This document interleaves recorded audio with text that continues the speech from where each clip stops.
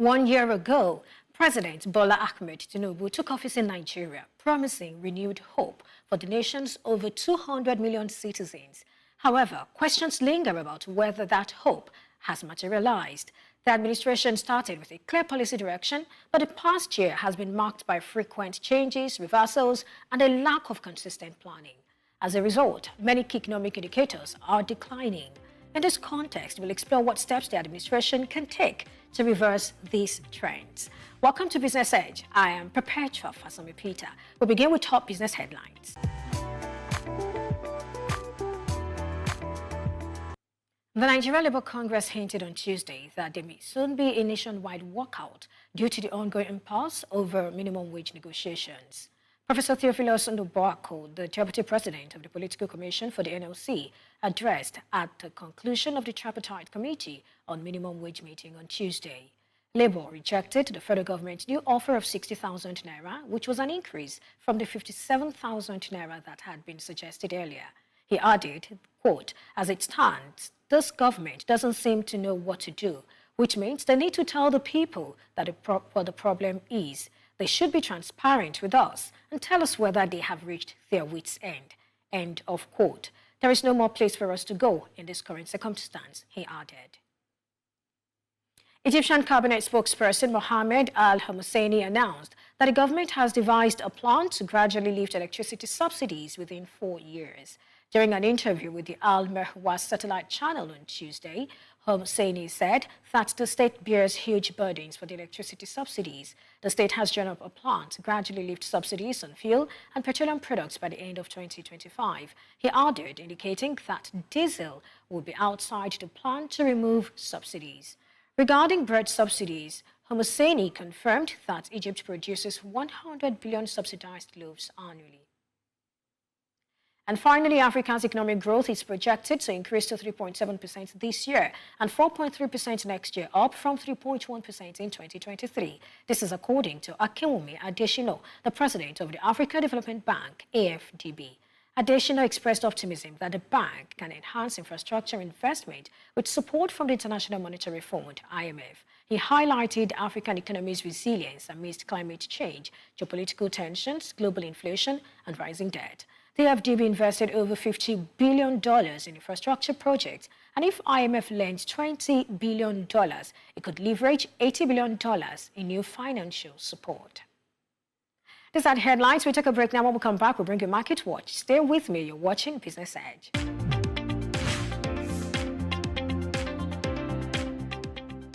Well, we'll bring you the Market Watch later on the show. A year ago, Bola Ahmed Tinubu assumed office as the president of Nigeria with a promise of renewed hope. His administration launched several bold policies to address the nation's unique challenges. This earned him endorsements from international entities like the IMF and World Bank, highlighting the overdue nature of the reforms. From the outset, the Tinubu administration set ambitious targets and took immediate action.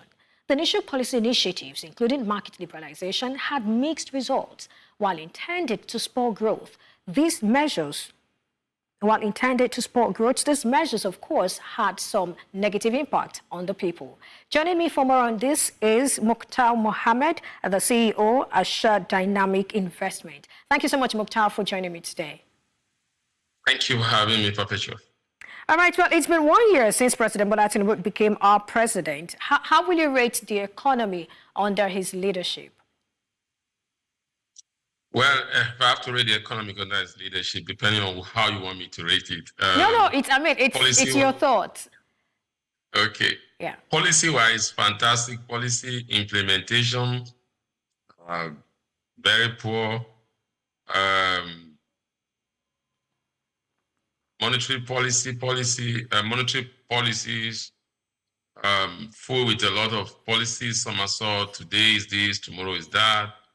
I think I would say it has been filled with the good, the bad, and the very ugly. The very ugly, unfortunately, is seen more in the life of the people. The good is just the policies that are really good policies that ordinarily should move investors towards Nigeria, should attract investment, should attract prosperity on the land.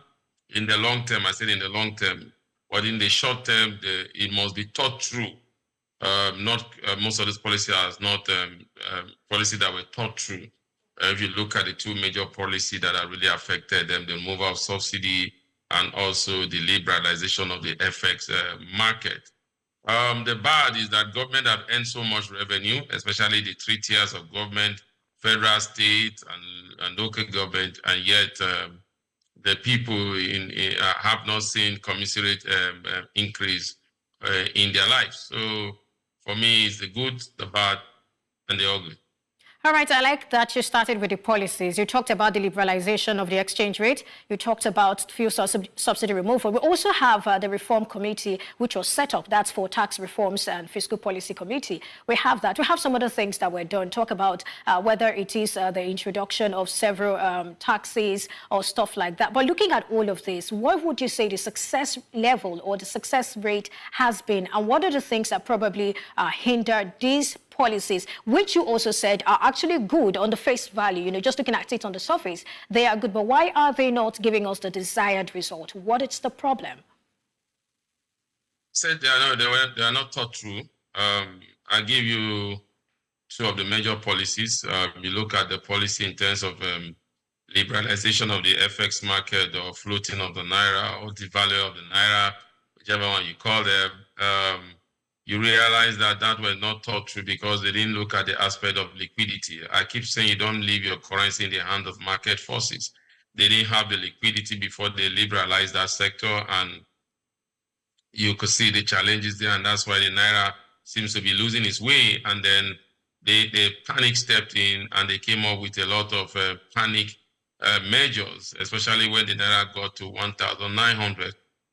They came out with a lot of panic measures that has also impacted negatively. One of those measures was they unbanned the bureau de change, and then we are now seeing what I call it banding or re-registering of the bureau de change. Ordinarily, they should re-register the bureau de change first, know the number of bureau de change you have, then how much you be given to them. But rather they went ahead and banned some, unbanned them, gave them FX. Now they are telling them to come and re-register all over again. Those are part of the panic. When you talked about the removal of subsidy, subsidy was supposed to go in June. They allow it to go in May. Unlike most of the president advisors have made us understand that it was not in the speech of the president. The president just decided to be so bold to make that statement that subsidy is gone.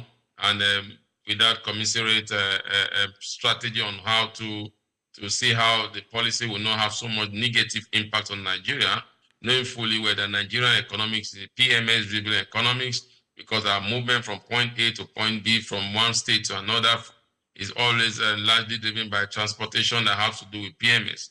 He didn't look into that to see whether what can we do to alleviate the suffering of Nigeria, the CMG buses. Would they be coming on time? Before then, what are we going to be doing to market women? So those are part of the things that was not thought through, even if these policies were good policies. But again, they were not thought through carefully by the administration. All right, thank you. We'll take a break now. When we come back, we'll continue this conversation. Stay with us.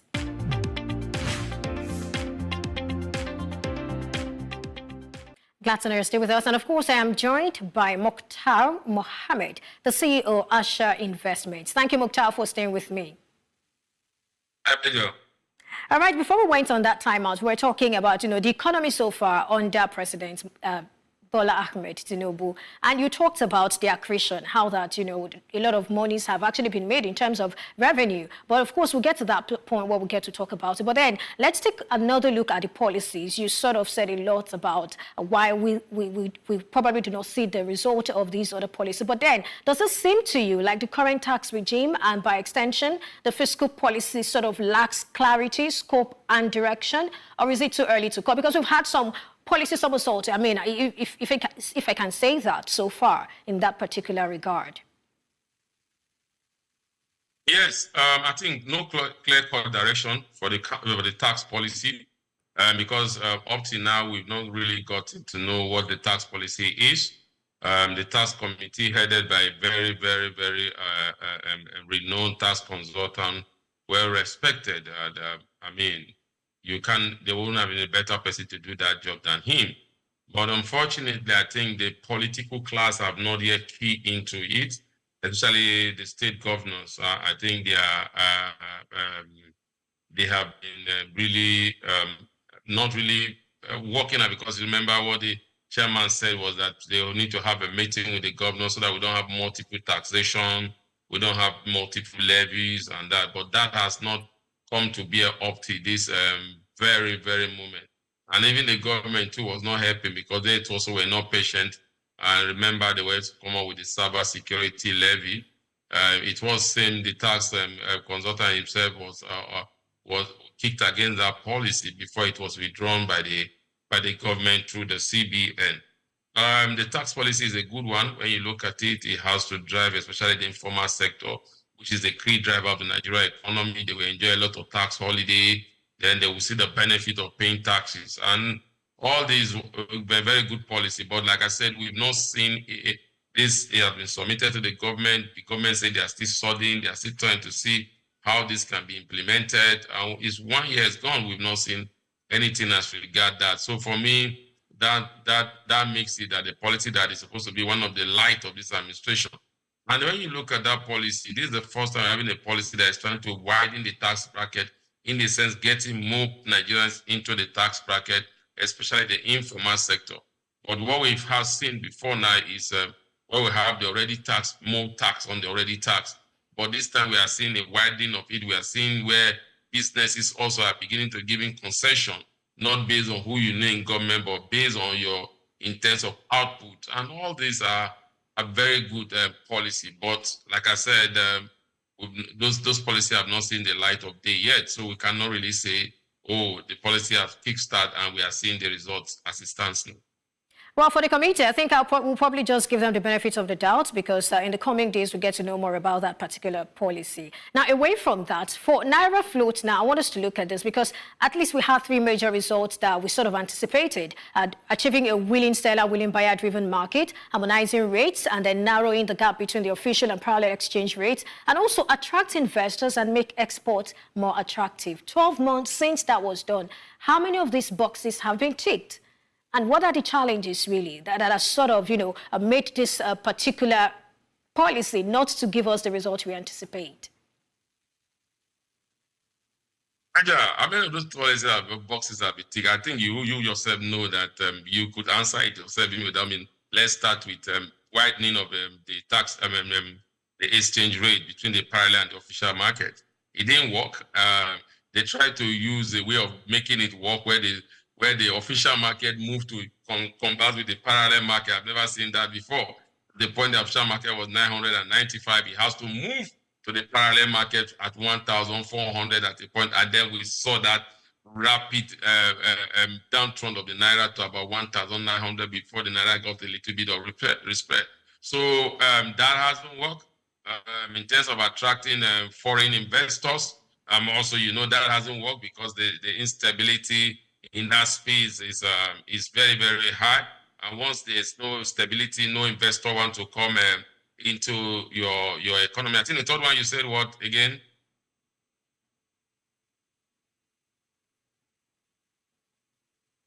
All right, Mukhtar, I don't know. Can you please confirm to me? I guess I'm not sure if you're done answering that question.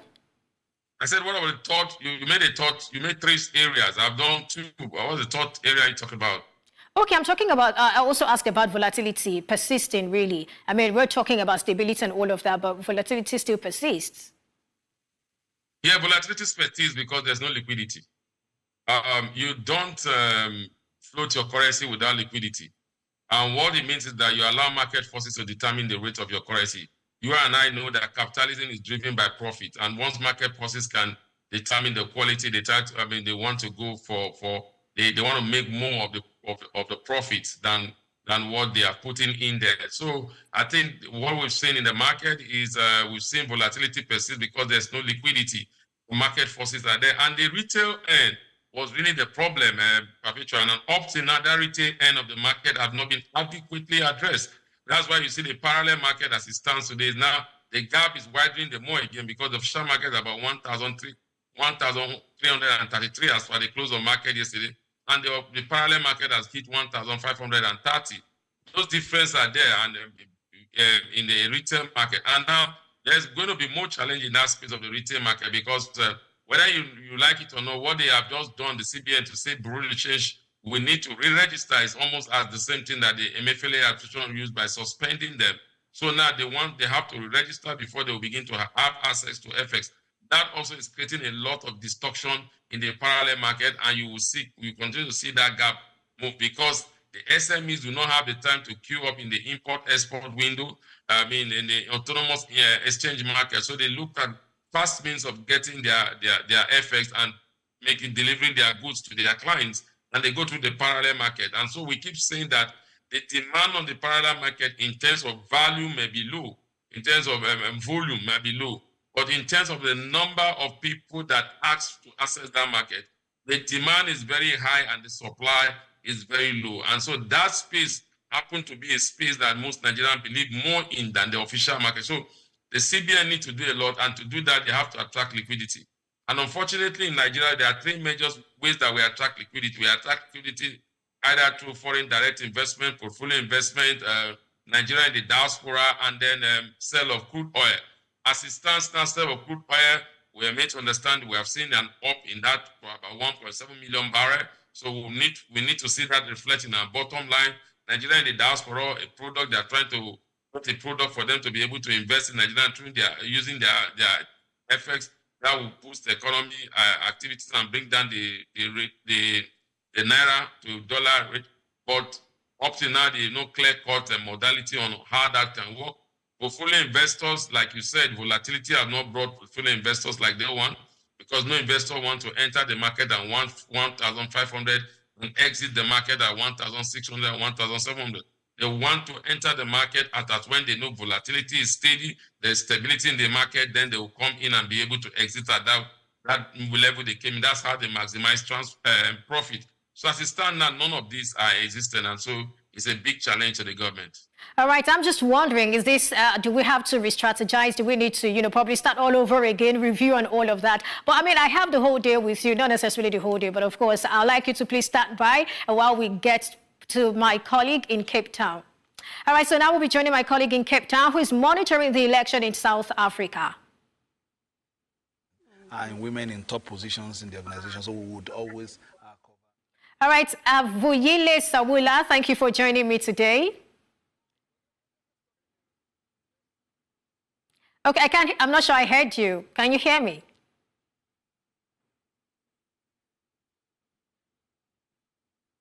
Vuyile, please confirm if you can hear me. But if you can't hear me, I'd like you to please tell me what the situation is over there. How is it going? How's the participation?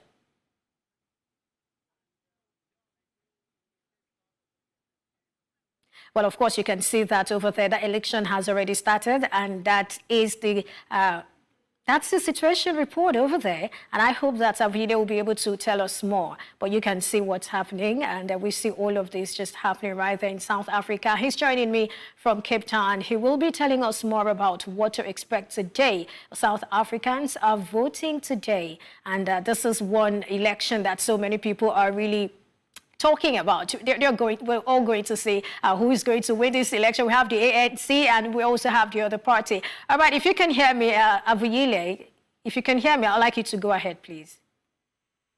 Can you hear me now? Absolutely, I can hear you. So tell us what's happening over there.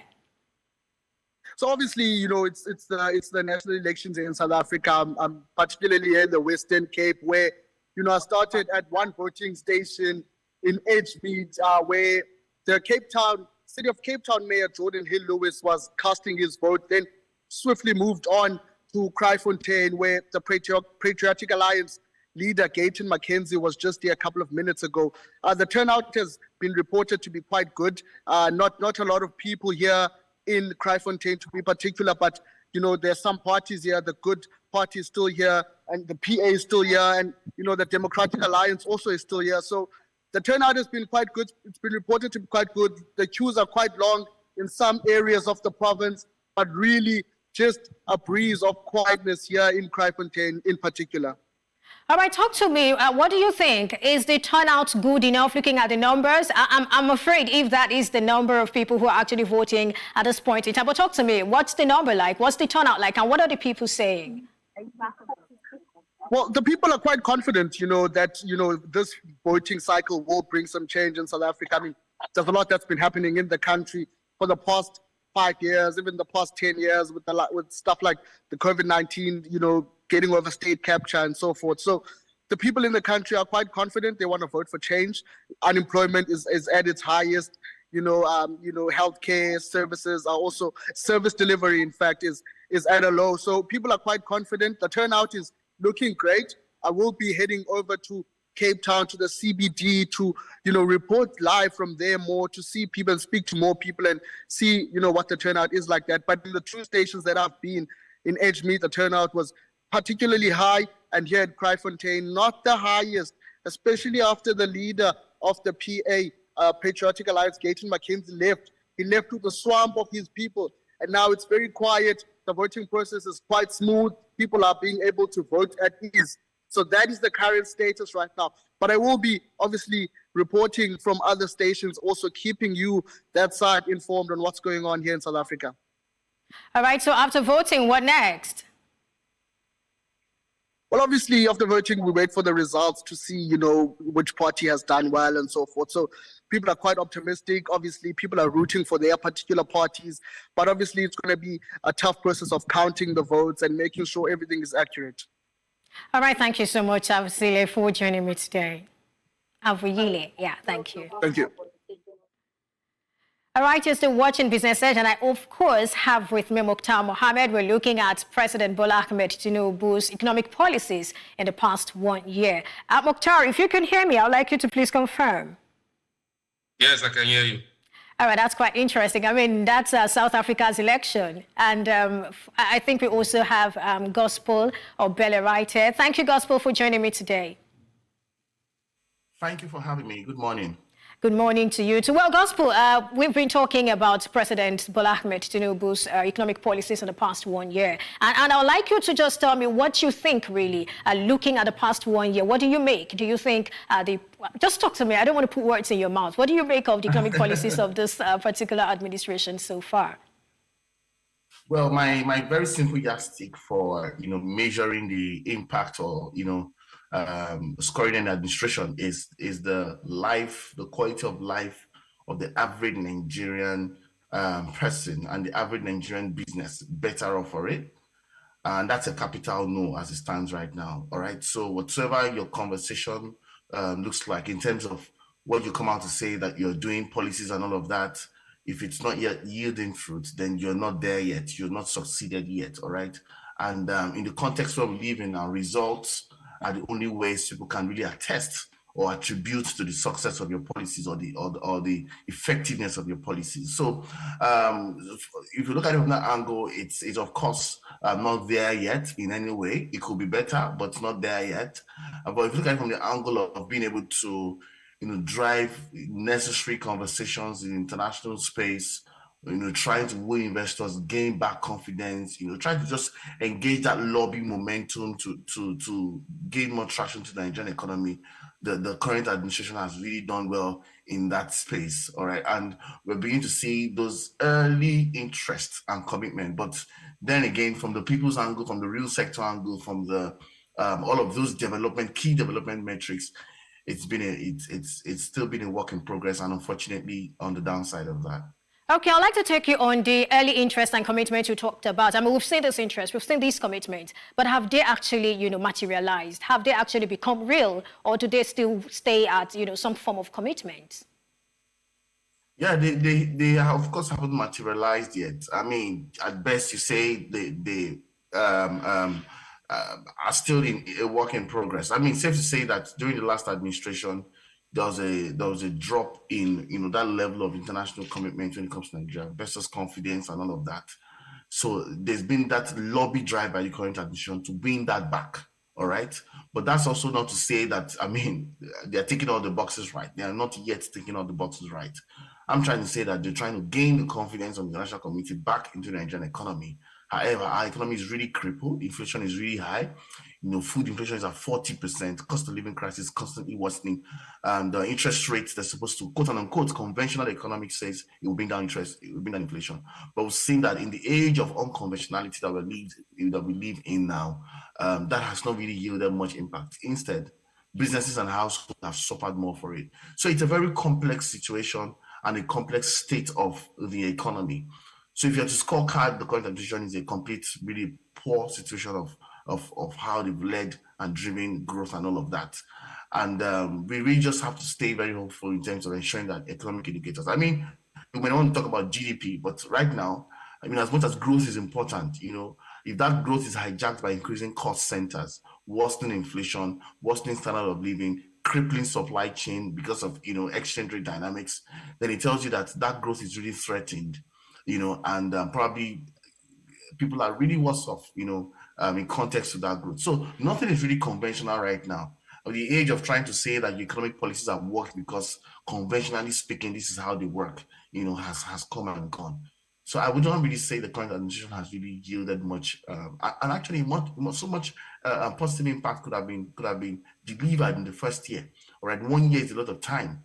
All right, but it took you your first 100 days to even appoint your ministers. That's technically meaning you've lost 3 months in the first calendar. So there's still a lot of political will, there's a lot of leadership questions, there's a lot of effective delivery of policies, there's a lot of fiscal and monetary policies aren't yet synchronizing properly in terms of coherency of that level of leadership to deliver quality of life for the Nigerian people. And it's quite pathetic to All right.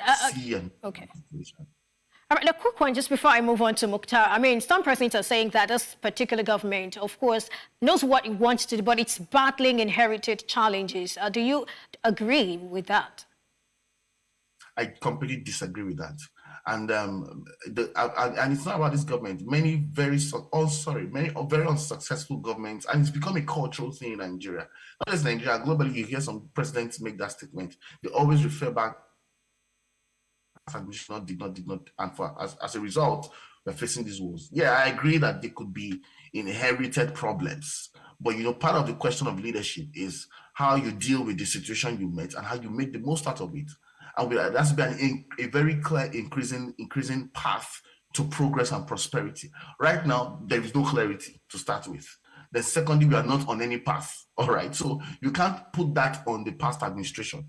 And if you want to go on the party lines, the past administration was also an APC party in context. All right, so I see that as a very, in all sense of due respect and humility, very flimsy excuse and a very a show of lack of leadership to be able to turn the tables around. And also the fact that you've led the past 1 year and you've had a chance to begin to turn tables around, things have actually worsened, shows that the current state of inflation is actually more of your fault than the past administration. So I don't see that excuse as in any way. I just think it also beckons on the quality of leadership we are faced with in today's Nigeria. And sadly, it may remain so for a very long time. All right, that's quite sad. Mukhtar, I mean, the CBN's monetary tightening policy so far, we've seen MPR rise to 26.25%. We're also seeing CRR rising to 45%. And this is clearly damning for businesses and, of course, output growth. And we know the CBN has actually acknowledged this, saying it's a trade-off. Is there still, enough headroom for the CBN to maintain its hawkish stance? And, what could be the consequence if this continues for longer? Well, number one, the CBN is not getting its foundation properly because it's not addressing the key foundational issue that is driving the inflation that we are seeing. The key issue that is driving inflation is largely driven by high FX rates in case of the exchange rate between the naira and the dollar. And it's one that, secondly, again, because majority of the household items in Nigeria, households are being imported, over 80% of them. So you are seeing those high rates because a lot of people demanding for those products, and the exchange rate is making the cost of those products high. So if you look at who we started hiking rates with the United States, with the UK, and you see how rate has really come down in those areas. But in our own case, rate has not come down because we are not dealing with the fundamental issue that is wrong with the Nigerian economy, which has to do a lot with lack of productivity, especially in the area of what we consume. we don't normally produce what we consume. So when you devalue your currency, what you are trying to say is that most of the goods that you consume, the prices are going to go up. So until we address those issues, we won't make any headway. Now, when you look at the cash reserve or liquidity or the cash reserve ratio at 45%, and you look at our economy, it's largely driven in the informal sector. The informal sector is still the largest employer of labor, and that same informal sector is largely driven by cash. So you need to come out with strategy or technology that will be embraced by that informal sector for them to begin to, that's when you reduce liquidity in the system, it will work. But as it stands now, it could be difficult because by doing that, you are trying to kill a sector that is the most vibrant in the Nigerian economy. You need to look back at what happened during the Naira redesign policy. How that sector was almost wiped off.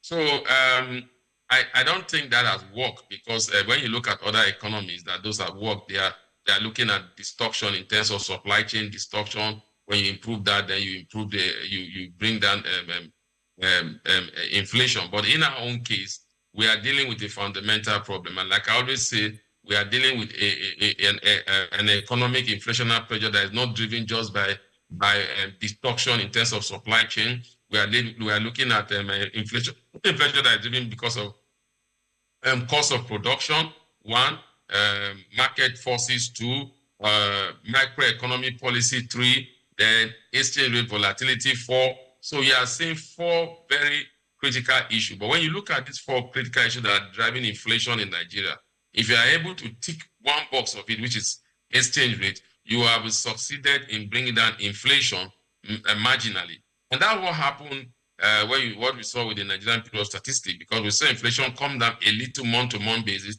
That was just because of the positive impact that the Naira had at some time in April, where it moved from a high of 1,900 to a low of about 1,100 before we saw the Naira retreating back to its old place. So I think the CBN, which like you said, the CBN, the governor have alluded that inflation is largely driven by exchange rates. But again, and that exchange rate seems to be what they have not been able to fix. They are still struggling to fix it, trying to attract investment into the economy. Like Gospel said, I want to a little bit disagree with him when he said the economy is not an excuse, because what I keep saying that for past 8 years we never had an economy, and during the Buhari administration it was more or less like orthodox monetary policy, fiscal policies. Everybody was busy doing his own, and you just have to look at that with what has happened. I agree with him, that was lack of leadership, and that's why I think when President Tinubu came in, he had to make the hard decision. But again, like I said during my introduction, the hard decisions were made, but they were not clear, they were not thought out carefully before the decisions were made. And so they, like he said, are responsible for what we are seeing in terms of high cost of living, high inflationary pressure. But again, you look at it the other, they had to do that because the previous administration offered Nigeria nothing in terms of economic policy, directions, or ways where they want our economy. So they have to come in, and it's more or less like the foundation was not there. They are trying to lay the foundation now. So they are really in a very hard place. Hopefully they will be able to tick the boxes if there is synergy between the monetary and fiscal side. As it stands now, it seems to be that the fiscal side comes up with policy, the monetary side comes up with policy. No one is trying to look at which policy is affecting the ordinary Nigeria, and then try to come up with what would reduce the impact. So rather, what we see, the fiscal side is always interested in how to make profit. The monetary side is interested in how to bring down inflation, how to stabilize the market. And so we are having two people going in two different directions. And I think that has to do with lack of leadership and the most part of it, fear and panic. Oh, wow, fear and panic. And I know that many times when you listen to these people talk, they always say there is synergy between both of them, whether it is Wale Edun speaking or it's Kado. So they always, allude to some form of synergy between the monetary authority and the fiscal authority. But for Gospel, I'd like to take you on this. I mean, some of these policies, if not all of them, require some level of balancing, especially from the fiscal side. I mean, we've heard of some of the things that this particular administration has done. The distribution of 42,000 metric tons of assorted grains.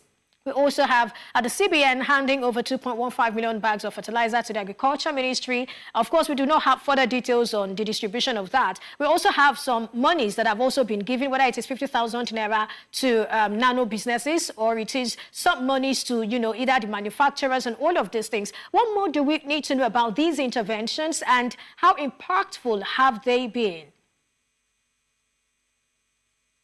Thank you very much for the question. I mean, interventions have to be on two levels at this stage, on the very minimum, to be able to deliver. You have the necessary conditions, you have the sufficient conditions. Everything that you've quoted just now, 50,000 naira, fertilizer, and all those things are necessary conditions, right? Just like asking an individual, do you breathe every day? You, of course, breathe. It is necessary for you to breathe to even have a life. But for you to earn income, do something productive, have a meaningful life, enjoy your life, you need to do very productive things at higher levels beyond just breathing. All right, so that's what it is here, right? All of the policies you mentioned, so-called policies you mentioned, with all due respect, has been, in my own humble opinion, necessary for them to do, for them to deliver. In fact, some of them have not even been properly executed at that necessary level. Take, for instance, the 50K. How do you give 50,000 naira to individuals and you call them that's a relief palliative and all that? It shows you how destructured and how much leakage exists in the system. I mean, the UK also did something similar, trying to support local people with whatever they needed through the cost of living crisis. But they did that through a charity network. We don't have an NGO industry in Nigeria.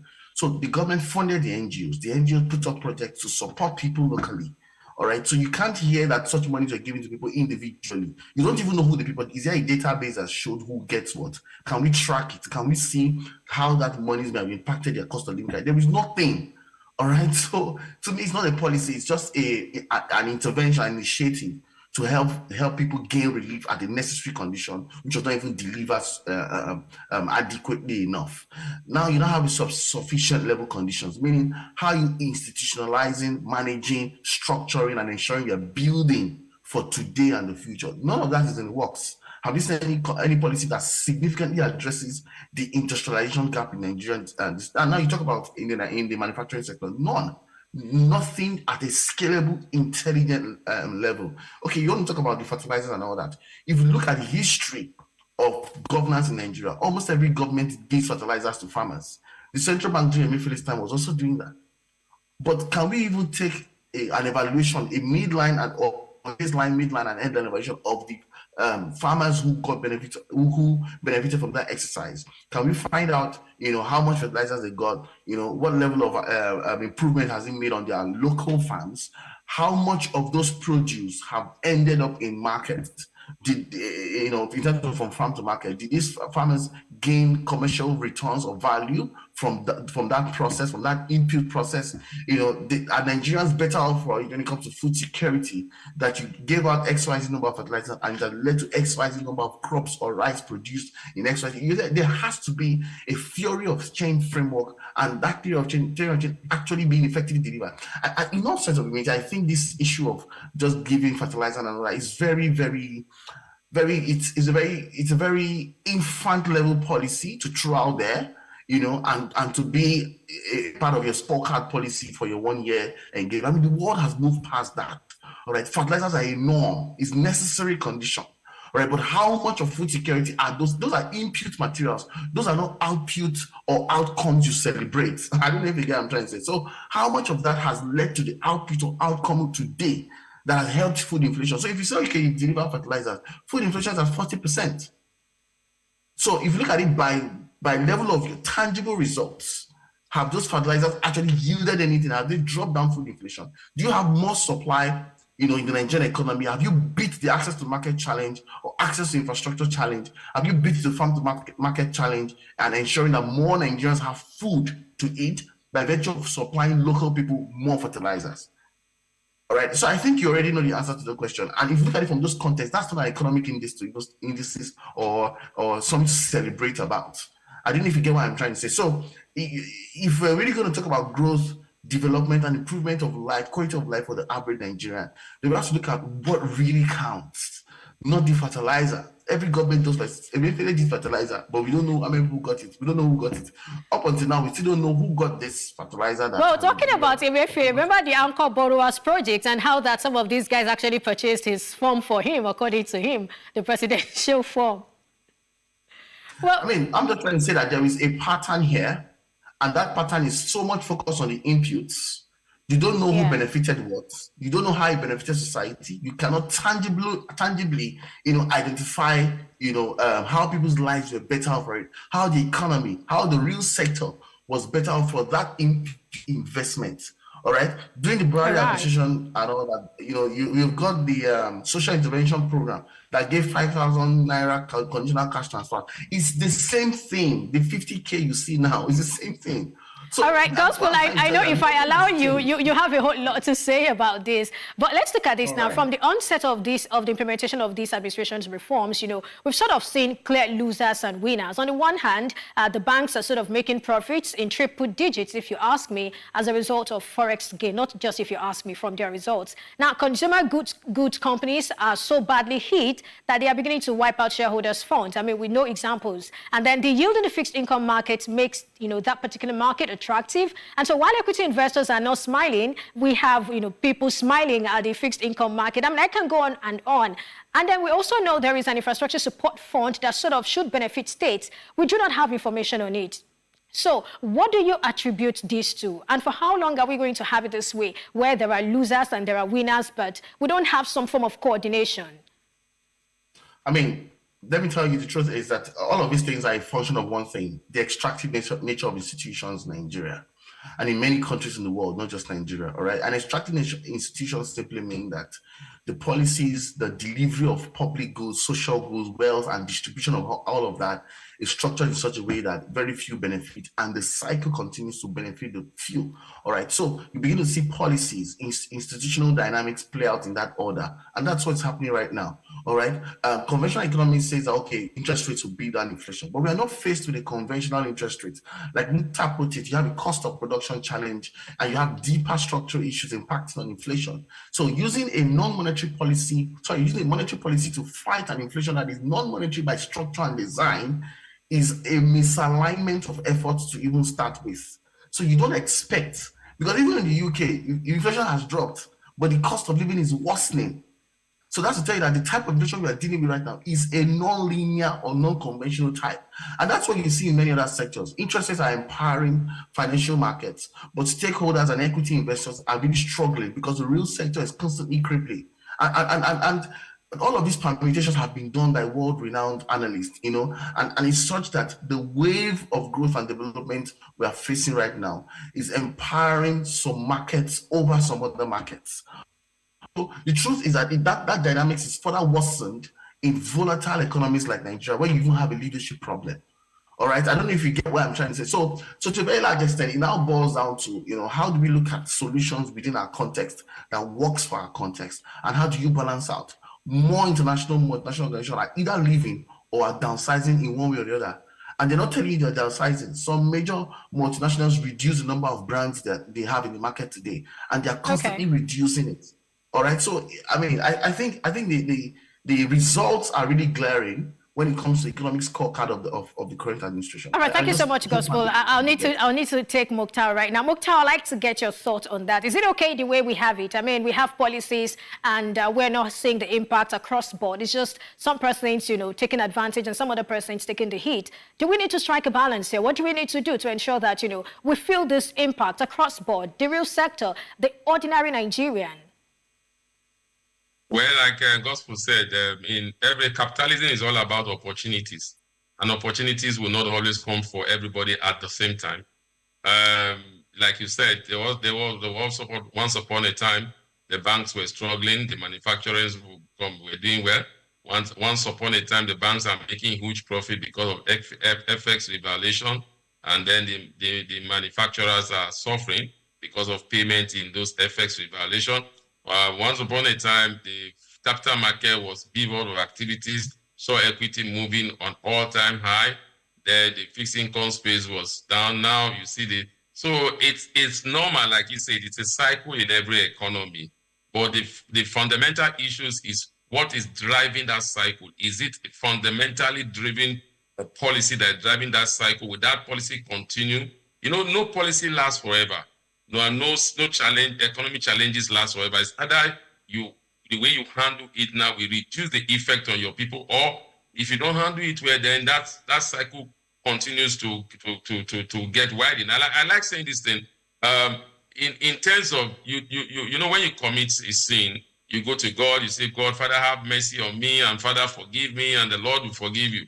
But when it comes to economic sins, once you make that mistake, you will have to pay for that sin, one way or the other. So what we are suffering now are the economic sins of previous administration, confirmed also by some economic decision of this administration. So we are now paying a higher price on that, because what some policies, some decision that should have been done 5 years ago, 6 years ago, 7 years ago, or last year were not done. And when you came in, you did not think through those reasons why those were not done, then put up strategy in place. If that is done, what will militate the suffering of the people, and you went ahead with it. And it is why we are where we are today. So definitely there's no, you can only create a balance. The only way you can create a balance is if these policies are in one way creating jobs for the lower end users. Okay, we have to go now. We have to go now. Up to their standards. All right, we have to go now, Mukhtar, in less than 30 seconds. I mean, for the over 8 million Nigerians and even other Nigerians that sort of voted this president, do you think their hopes have been renewed or dashed? Simply, in less than 20 seconds, Mukhtar, and then we have Gospel's take on that. With all what we have said, their hope has been really dashed. All right, Gospel, let's have your take. Yeah, I agree, Mukhtar. Their hopes have been dashed. I hope it can be renewed. All right, you hope it can be renewed. That's an interesting play on words, but unfortunately, that's the current situation here in Nigeria, with a government that came with a lot of hopes for so many Nigerians. But sadly, we're seeing high cost of living, with people wondering if this will ever end. We hope an end will come very soon. An end will come to all of this, and of course, all our hopes will be renewed. Thank you so much for your time on the show today. Thank you for having us. All right, many thanks for joining me today. It's May the 29th, 2024. What are your thoughts? What do you think about this president's 1 year in office? You can join us on all our social media platforms to tell us what you think. And you can join all our shows today to tell us what you think. Thank you so much for joining me today. I am Perpetua Fasam Repeater. Bye for now.